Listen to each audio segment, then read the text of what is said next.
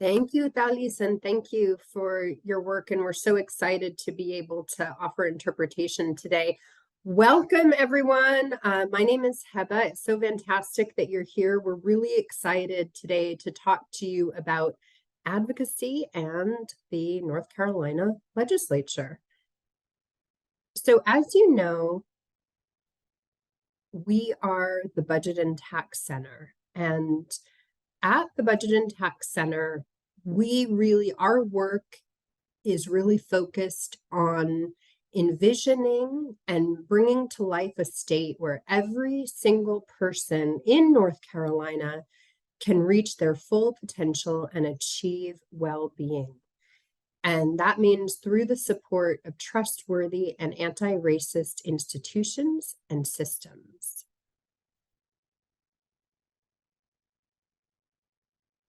As I mentioned, my name is Heba, and I'm the Legislative Advocacy and Campaigns Manager here at the North Carolina Budget and Tax Center.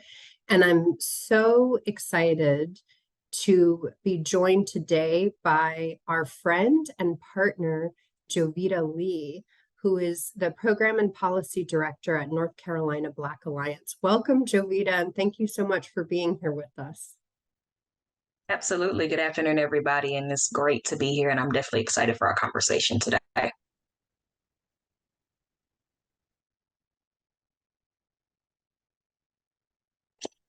So, to roll us a little bit into our agenda for today, we are going to talk about the legislative process. So, thinking about, what is a bill? How does it become law?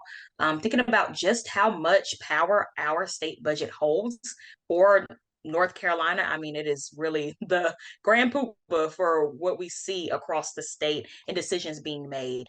We're also going to walk through a couple of recent policy examples to kind of show in real time what type of impact we are seeing across the state. We also want to leave you with a few tactics around advocacy. So the goal for today is to make sure that, folks feel comfortable and knowledgeable enough to want to take what you learned today further. And so we're going to walk through a few of those tactics as well. And then, of course, we're going to leave time for questions. So any questions you may have of myself or Heba, we will leave time for that. And then we'll have a little bit of time for next steps. So all of the things that we're going to review today, we definitely have to put it into action. And so we're going to take some time to go into next steps. And so I'll pass it back to you, Heba. Thanks, Jovita. So we're going to start by talking about the legislative process here in North Carolina. And to do that, we tried to make it fun. We put together this little video that we hope you will enjoy about kind of how an idea becomes a law and some of the specifics around our state legislative process. So please, Mel, take it away. This is the NC Budget and Tax Center, bringing you what you need to know about the state legislative process. We want you to have the information you need to advocate effectively for policies and resources that will help you, your family, and your community thrive. What happens during a typical legislative session? Legislative session is the time during the year when lawmakers representing every House and Senate district in our state gather in Raleigh to discuss and vote on issues that impact our daily lives and our ability to respond to economic downturns or other crises. Our General Assembly or Legislature consists of two chambers, the House and the Senate. During the month of January in odd-numbered years, the General Assembly holds a long session when budgets are introduced by the House, Senate, and Governor, debated, and ideally a final budget is passed. During what's known as short sessions in even-numbered years, usually in May, adjustments to that budget are made. How does a policy idea become a law? During both short and long sessions, there's a process by which bills travel through the General Assembly. First, lawmakers introduce a policy idea inspired by the input of constituents or a need in their community. That idea must be put into bill language by a deadline known as the bill filing deadline. Lawmakers are assisted in creating bill documents by nonpartisan legislative staff in the bill drafting division. After the bill filing deadline, there is a deadline for lawmakers to publicly introduce the bill to the General Assembly and to get other lawmakers to demonstrate support for the bill as sponsors or co-sponsors. After these deadlines, a bill travels through the committee process. It is in these committees, made up of small groups of lawmakers, that bills can be changed, researched, forwarded to other relevant committees, and given a favorable or unfavorable report that decides how far in the legislative process they go. If a bill makes it successfully through the committee process, then it goes to the floor, meaning in front of the full membership of the chamber. It is there on the floor that lawmakers debate, amend, and vote on a bill. If a bill receives the votes it needs to pass, it will be referred to the other chamber for a vote. Finally, it goes to the governor's desk, where it is either signed or vetoed. And that's how a policy idea becomes law. For more information and resources, visit us at ncbudget.org.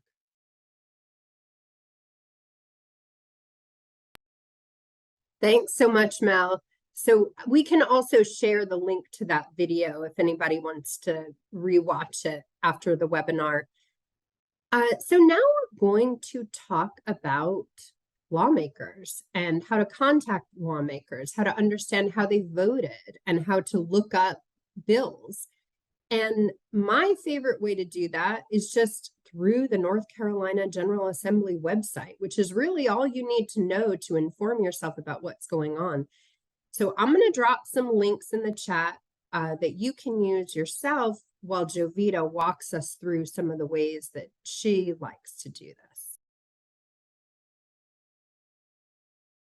Sure, and just give me a moment to share my screen.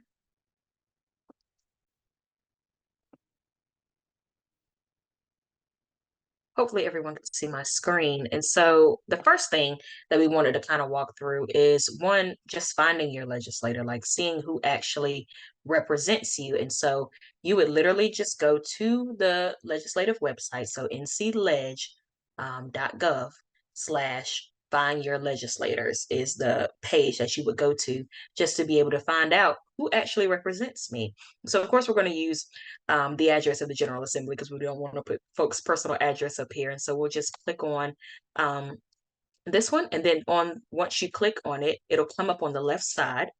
So thinking about your U.S. House, your North Carolina House, your North Carolina Senate, all of your representation is right there handy. So you can know exactly who's responsible for the decisions that are being made in your districts. Who do I need to talk to if I have a question about something going on in my district, or if I just simply want to take a meeting or have a conversation, get to know, build relationship.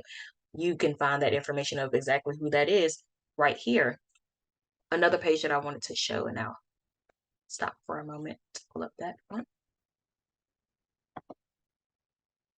Thinking about the voting history. So another critical part of getting to know your legislators is knowing exactly how they voted.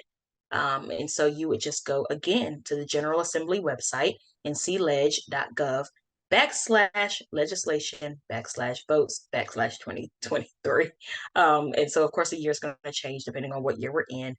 But definitely these links will be in the chat just for you to capture and to be able to utilize. But you can just also go to the website and just search vote report, and this will come up as well. And so thinking about your House members, I'm sorry. Oh, it's also under bills and laws. If y'all see up at the top, the banner, there's a drop-down menu under bills and laws, and it's there too. Yes, so definitely an accessible page. And so if you just ever want to see exactly how your representation is voting, you can come right here to see their vote history. You'll just click, let's say that we'll want to see your House representative. You just select whoever your representative is, you go into their voting history, and then it'll kind of inform you on, okay, are they aligning with what I align with or not? And that'll be your personal decision once you're able to see this record. So these are just a few pages that I definitely wanted to make sure that folks were aware of, knew how to use. So as you're navigating the website and getting your own education around contacting your lawmakers as well, you can also find their contact information on the legislative website as well. Their email will be there, and also their legislative assistant. Their contact information will be there too. And so I would advise, just a personal note, to always CC their legislative assistant. Speeds it up. You can actually get your meetings faster normally. And so definitely be sure to incorporate their staff as you are. I'll slow down. Incorporate the staff as you are trying to connect with them as well. And so those are just some areas around the site that we want to make sure that y'all were familiar with. And again, these links will be offered in the chat for you to do your own digging after this webinar. We'll also Thank you be so sharing. much, Jovita. We'll Oh, also I be. apologize, Mel. No, you're fine. I just want to let folks know we'll also be sending out an email after this webinar with all of these links that we go through today.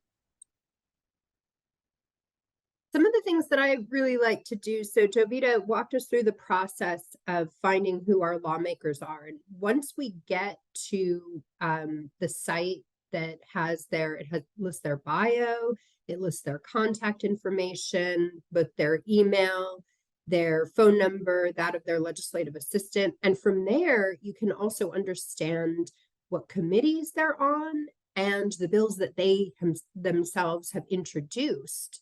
So that's a great way, in addition to their voting record, to understand what are the things that they really care about. What are the bills that they are introducing and they want to see passed.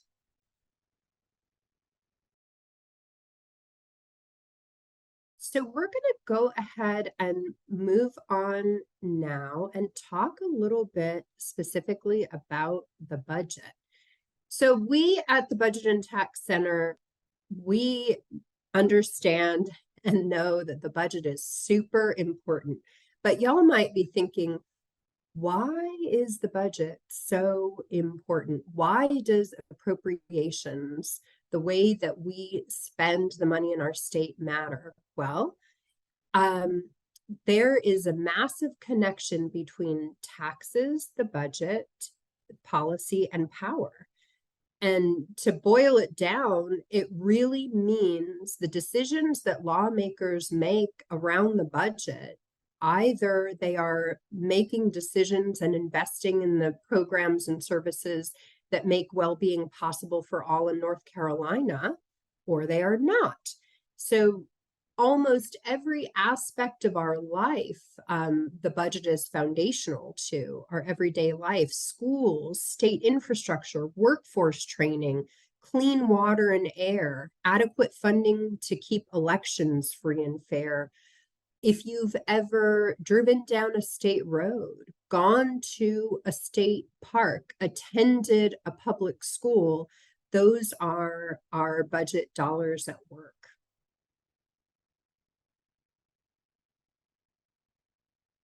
So now we want to talk through some specific policy examples that will give you a sense of how important the budget, our state North Carolina budget process is.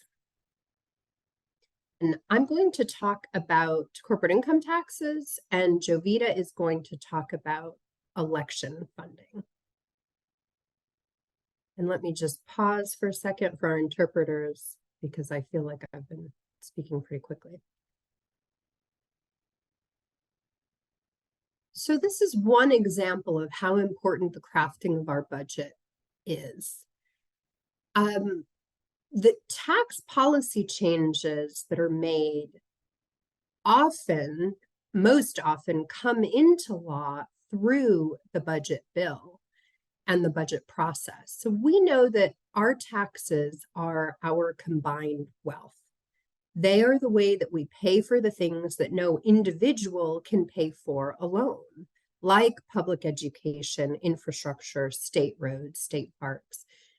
So as a state, we need to collect enough taxes to pay for what we need, and we need to do it in a way that's equitable. But unfortunately, right now, our North Carolina tax code asks those with less to pay more as a share of their income in taxes than the wealthy and corporations.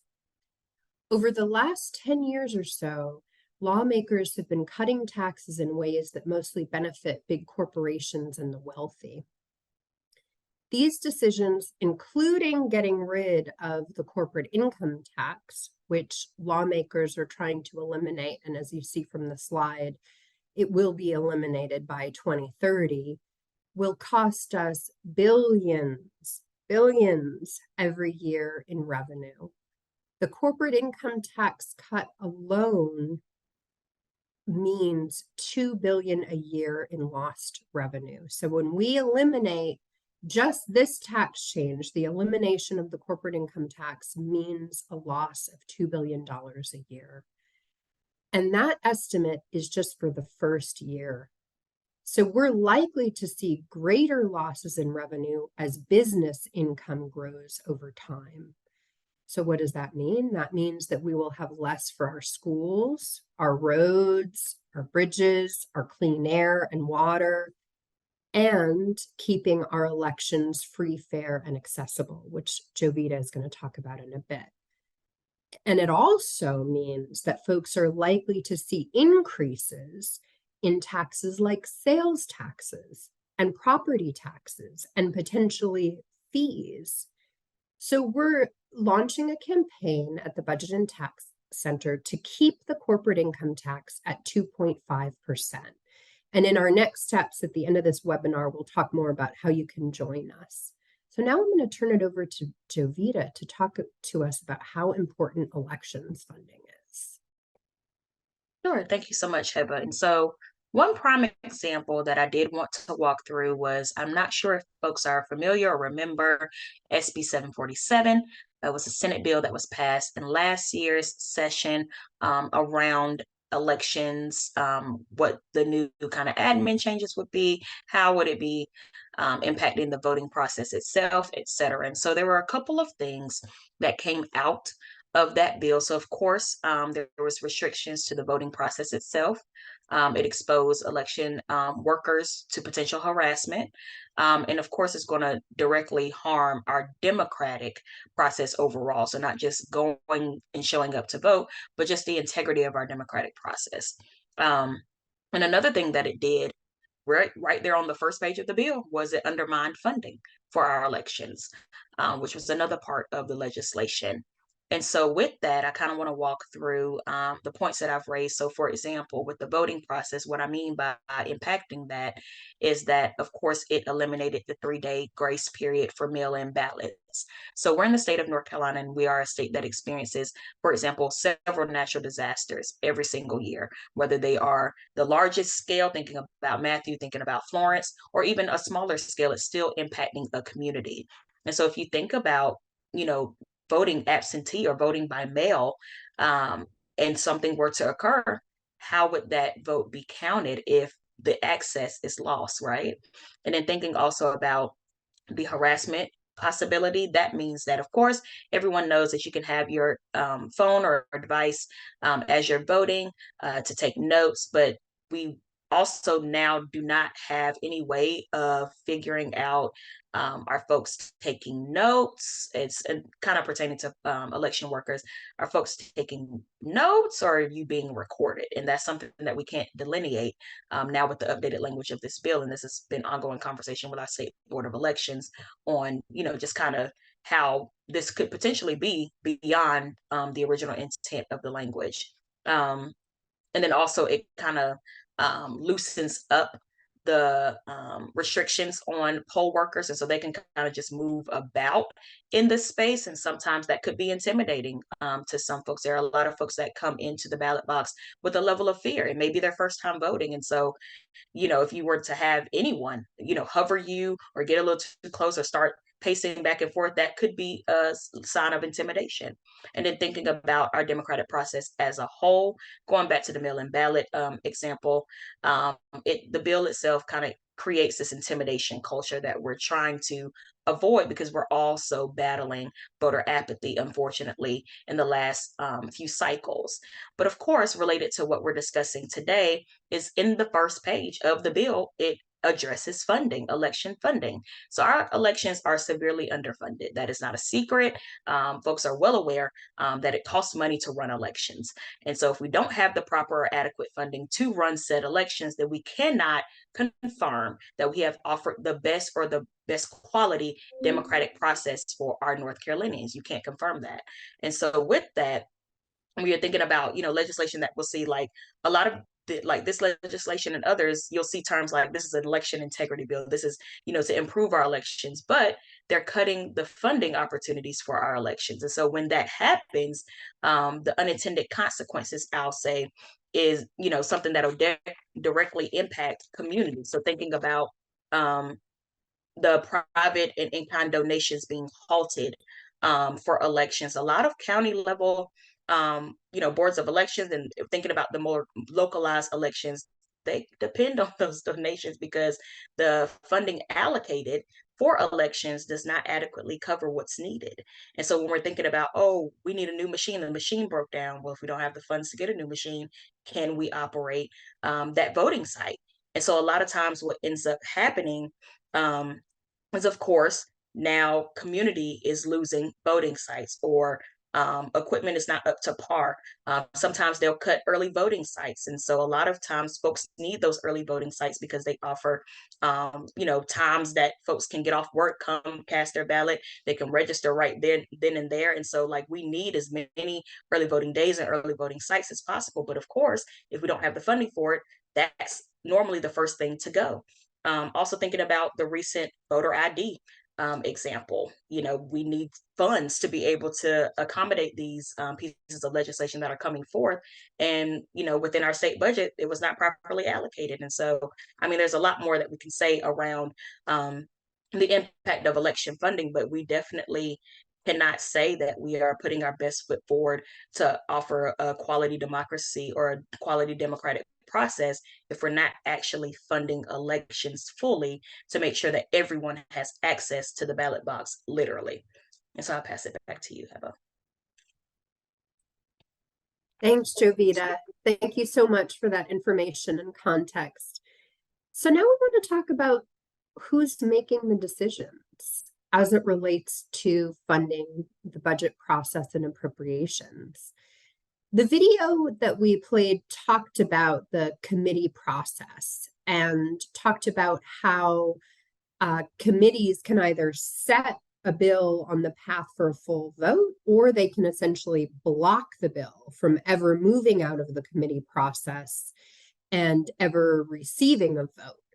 So at the beginning, to give you just a little more context on committees, at the beginning of every session, the leader of the House and the leader of the Senate appoint lawmakers to committees. And there are several committees.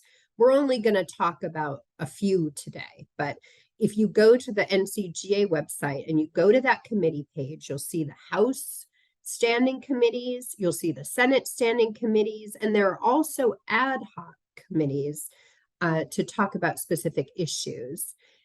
And the idea is that lawmakers serving on these committees, lawmakers generally serve on a number of committees, not just one, lawmakers serving on these committees will gain knowledge in an area so that they are helping the entire body make informed decisions. So it's important when you're talking to who represents you that you remember that other decision makers, before there's ever a vote, other decision makers are weighing in on whether or not an issue or an idea becomes a law or ever sees the light of day.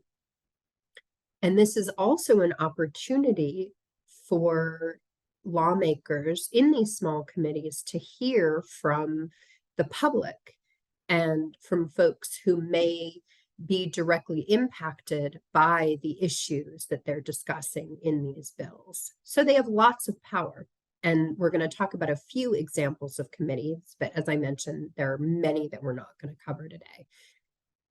So first, we're going to talk about the committees that really deal with the budget process and the tax process, and that's generally finance and appropriations. And there are finance and appropriations committees in both the House and the Senate. And you'll see that we are only on these slides, we are only listing the leadership. There wasn't room to list everyone. So as it relates to taxes and spending decisions, the Finance and Appropriations Committee hold a lot of power over what really gets into the budget and what doesn't. And if you have concerns about tax and spending decisions, it's really these committees that you should be reaching out to before necessarily your lawmaker is a part of the process or before a bill goes to the floor for a vote. So the next slide just shows the appropriations chairs. And as I mentioned, you can find a full list of committee members at the link shown, because we're just showing you the top leadership on these slides. And Jovita is going to talk through a committee devoted to election issues. Yeah. So same thing that Heba already lifted. Of course, we are just focusing on the chairs because, again, these committees oftentimes have several members. And so we just want to focus on the leadership. But again, you can find these committees right on the webpage. And so when you're thinking about election laws like SB 747, 749, and others, these are the folks that had a hand in what that looks like. And when you're thinking about even recent redistricting legislation and decisions, this is also the committees. And so you have the redistricting and elections committee, and then you also have the election law and campaign finance reform committee. And then oftentimes they also have joint oversight committees. And so that'll be both the Senate and the House members being a part of that joint oversight committee over elections. And there's a few other joint oversight committees that are, a part of the legislature, but they're not relevant to elections. But you can also see those joint committees on the website as well. And so again, when you're thinking about leadership, who's actually, when we say like a bill is going to committee, who's having those conversations, these are the folks that are having those conversations when we're kind of referencing that a bill has now gone to committee. And so I'll pass it back to you. Thanks. And before we move on to tactics for advocacy, I would just say, I think it's so important to take a look at the committees that your lawmakers are a part of and understand the folks that are on committees, especially, of course, focused on funding and the budget. And just remember, as I mentioned, I just want to highlight, these folks are considering issues before they really get a lot of public attention. And so even well-meaning lawmakers might not be considering the unintended consequences. And so the committee process is an opportunity for you to weigh in on maybe the considerations they're not making and the impact that a policy will have on a given community. So it's really important to understand the committee process. Okay, so let's take a turn and focus on tactics for advocacy. So first, what is advocacy and who is an advocate? Yeah, and so I'll talk a little bit about that. And so, the technical definition is just being in favor or support of something as far as what is advocacy. But just thinking about what you do in your daily lives. A lot of times that's advocacy when you're thinking about if you have an ailing parent or grandparent and you're maybe in the medical facility with them and you're seeing like, this is a little bit of mistreatment, or, oh, I'm not quite sure this is how this should go. That's advocacy. You just became an advocate in that moment because you're advocating on behalf of your loved one.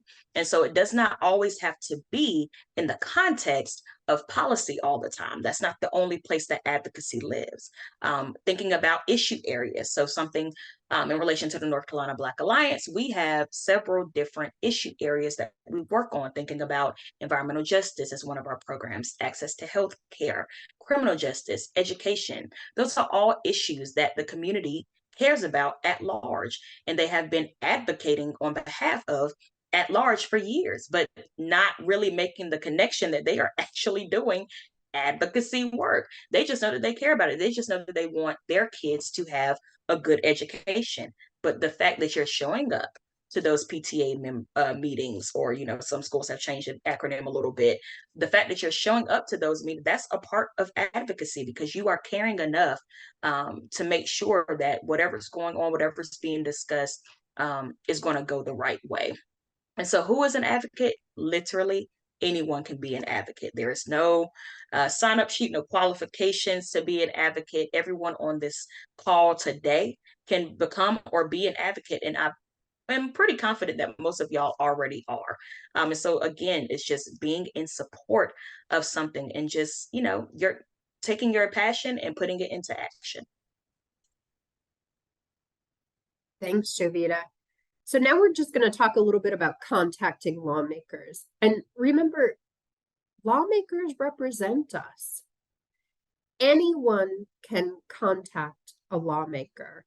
And generally, you'll find that lawmakers really welcome this contact with the public. And again, it's an opportunity for them to learn about a cause and the unintended consequences of a given course of action or policy. When you contact your lawmakers, these are a few tips that we came up with.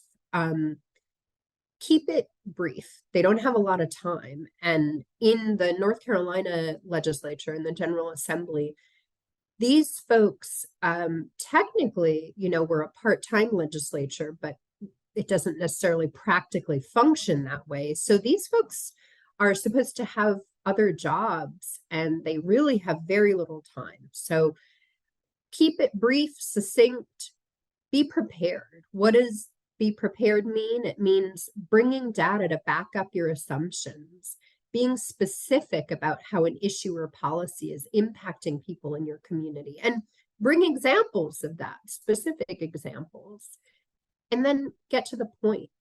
What's your ask?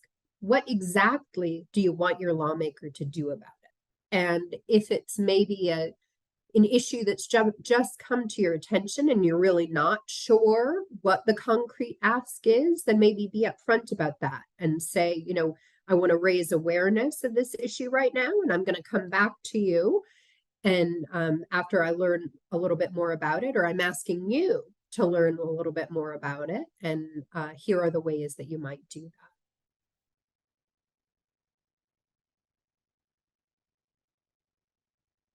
So some more tactics that we thought that we'd share. Writing a letter to the editor. Writing a letter to the editor, letters to the editor really help other folks in your community understand what an issue is, and it raises awareness of an issue, and it helps you to build more advocacy and support around your issue. Organize your community around an issue, and it doesn't have to be extremely formalized. Use resources from organizations like the Budget and Tax Center, like the North Carolina Black Alliance, to help learn more about potential policy fixes and share those ideas with your community. Collect information from impacted community members to demonstrate the expertise of your community on the issue. Hold a community meeting around the issue. And again, this doesn't have to be extremely formalized. It could be, your neighborhood, something at your neighborhood community center. And then another potential is to ask for, in addition to going to the General Assembly, ask for an in-district meeting with your lawmaker. So if you're outside of Raleigh, get a group of community members together that all share in concern around the issue. So that might be, for example, a group of folks from your neighborhood, a group of folks that are living the same experience, a group of folks that have the same profession, perhaps, maybe teachers, and call your lawmaker and say, hey, we'd really like to meet with you in district. And it might be an opportunity for you to show them the issue that you're concerned about. It might be an opportunity for you to show them the lack of investment in your community that you see by literally meeting them in your community. Yeah, one thing I'll add to this slide before we jump is just also, these don't have to be kind of staunch and sterile. Like, I'm thinking about all of the LTE like parties, honestly, that I've been to, and thinking about like at one time, community decided to combine their Christmas party with the LTE writing party, and like we almost forgot that was the point of us coming together, because we were just having so much fun together, eating, conversing, and just having a good time. And so kind of think of it also in that way. Like, it doesn't have to be a formalized thing. To Heba's point, it literally can be the community coming together, having a good time, and then the outcome is actually what you need for the issue that you are caring about. And so just wanted to add that little piece. Like, you can really get creative when you're thinking about letter to the editor, when you think about organizing your community. Same thing, it could be a community block party, it could be anything that you wanted to do, and then still have the ask present. So just want to make sure that folks, kind of knew it doesn't have to be something boring and sterile. It can be anything, and just making sure that the ask is present, it still gets the job done. I think that's such a great point, Jovita, because a lot of these issues, they can be extremely personal to us and difficult, and we might be living in the impact of a particular policy decision. So it's so important to embrace community and joy while we're advocating for an issue so that we don't get burned out. So I think that's a fantastic point you made. Now we're going to talk about lobbying. So you can lobby. Lobbying just means sharing your opinion on a policy or potential law with a lawmaker. So people impacted by the decisions of lawmakers are the best lobbyists. You're living the impact. You have that expertise to share. And as I mentioned, even the best intentioned lawmakers cannot always understand the unanticipated consequences of a policy. But you and your community have the expertise needed to help shape a policy into something that can benefit not only your community, your community, but probably our entire state and people around our state. Jovita, did you want to jump in here? No, I mean, I think you raised an excellent point. Like, one, anybody can be a lobbyist, and it's something, and it's a process that's accessible. And I just want to ground that building is so accessible. Like, it should not be daunting. It should not feel daunting. That's the people's house. And so anytime you want to engage the people's house, I would encourage you to come in with that energy, because it literally is your given right to be in that building at any time, to have these types of conversations. And so, like, lobbying isn't some formalized thing that only, registered folks can do. No, anybody can be a lobbyist, anybody can lobby, and really engage that building, and just, hopeful that folks kind of take that is their building and not the representatives building. That's just where they meet.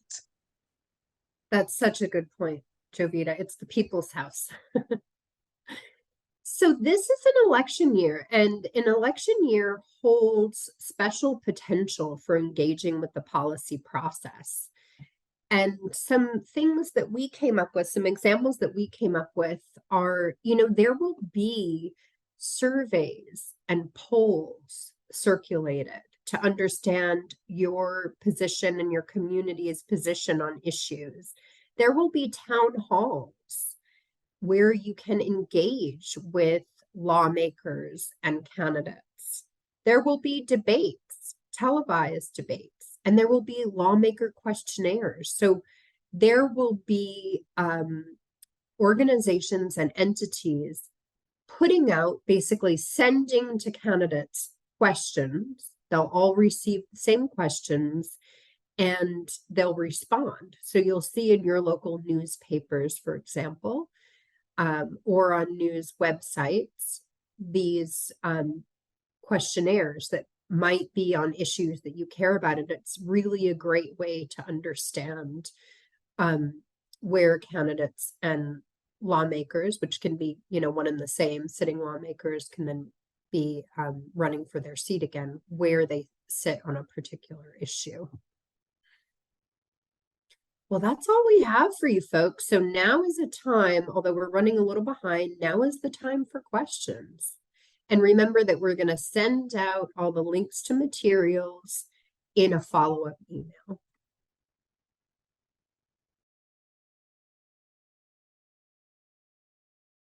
You can just add your questions to the chat.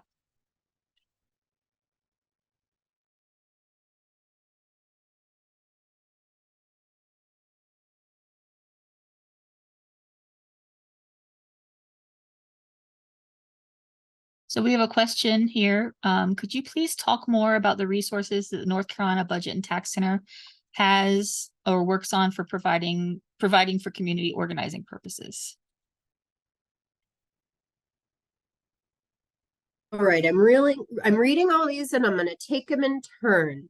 So Gianna, we have some fantastic resources I'm going to name, but then we're going to send links out in the follow-up email. So I'm going to talk about the living income standard, which that is a measure that we put together. It's available on our website, and it really is a method of understanding how much it takes to make ends meet in North Carolina. And I'm also going to mention our county snapshots, but we also put together reports. We put together tons of stuff. So I think it's just better that we send you the links in the follow-up emails, but you can contact me, and we're going to have just an email, an info email, but I'm heba@ncbudget.org. If you have any specific questions after that. Yes, and we're going to send the links to the PowerPoint. All right, are committee members for the short session the same as previous long session? That's a great question. So not necessarily, because at the beginning of every session, the leader of the House and leader of the Senate choose the committee members. But I don't have a great sense for you about how much people fall off or new people come into committees. Like I don't have like a percentage for you. But no, not necessarily. So you should be checking the committee page every session, basically, to understand the membership.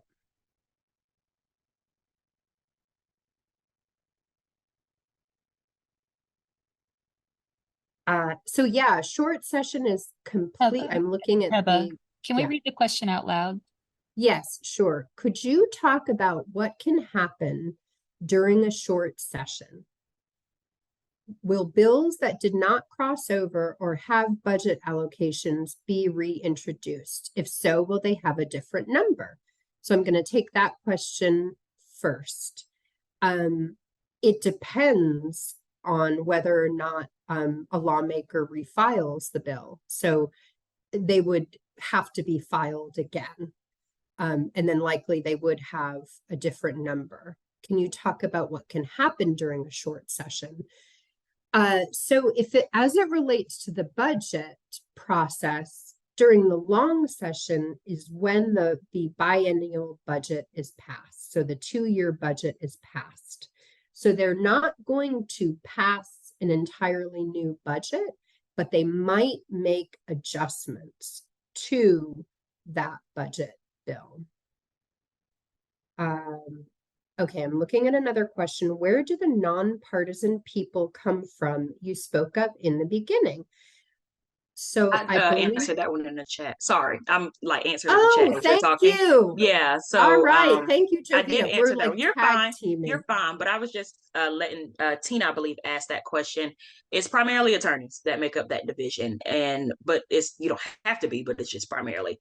And then their kind of issue area expertise varies. So you may have somebody in there that has a background in environmentalism. You may have somebody that has a background in straight up democracy. So it'll vary depending on what their specific issue area expertise is.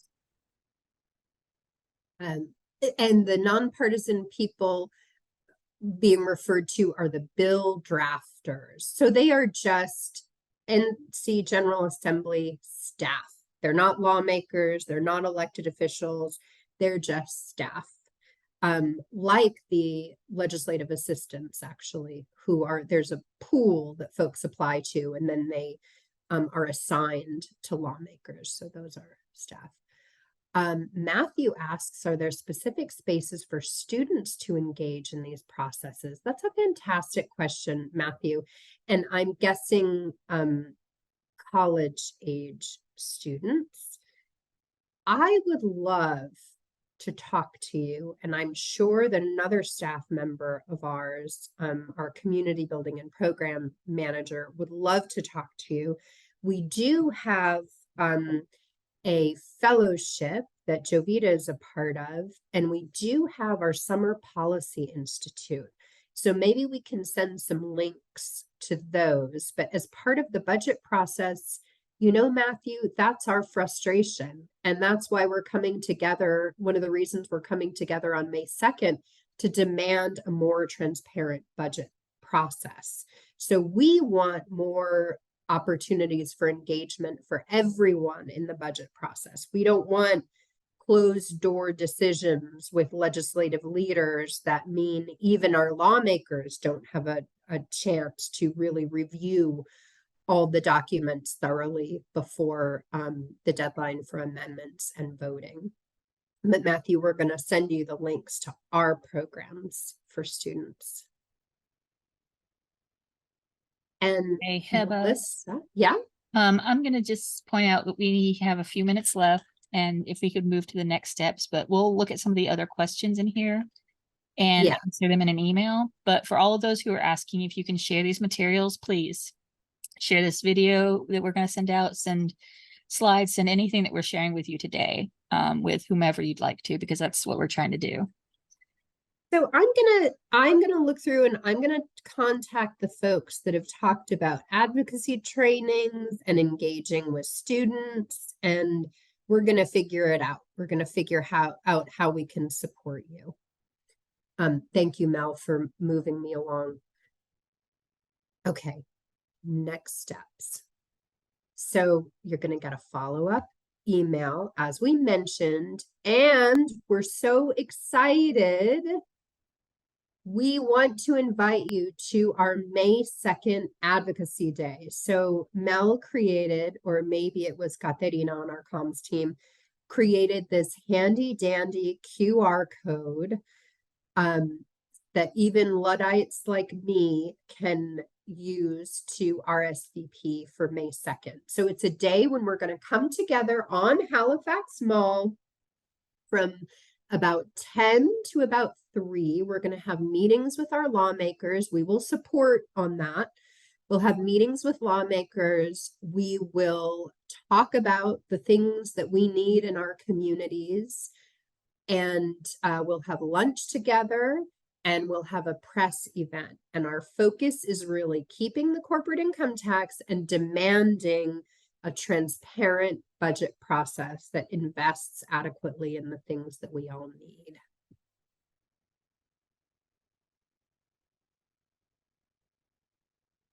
And so we just also wanted to highlight, we have our North Carolina Black Summit that is coming up in April 25th through the 26th. It'll take place at the Raleigh Convention Center.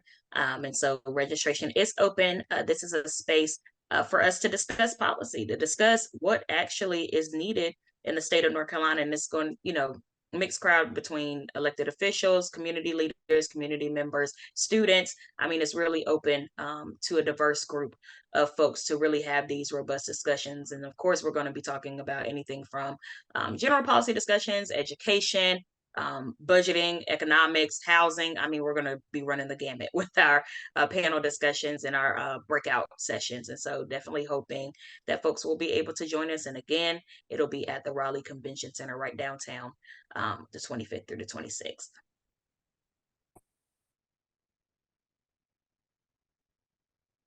And we, as part of our corporate income tax campaign, we are putting together a petition, and we're hoping to get a lot of signatures on this petition that we're going to present to lawmakers to demand that they keep the corporate income tax. So the idea is we are not a ballot initiative state in North Carolina, but if people could bring things to the ballot, we are collecting that number of signatures. So it's a lot of signatures to demonstrate that what we know through polling, that the vast majority of North Carolinians support keeping the corporate income tax. And we're going to send that link in the follow-up email.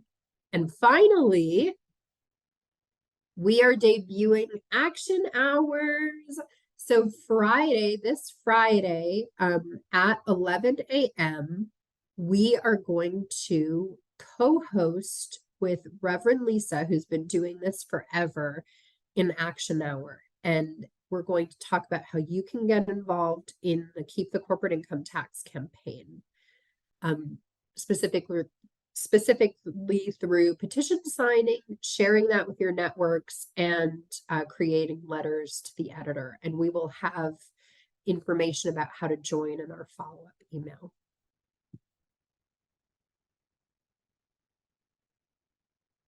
So that's it. Please don't hesitate to reach out. I'm going to write my email also in the chat. It's been wonderful to spend this time with you.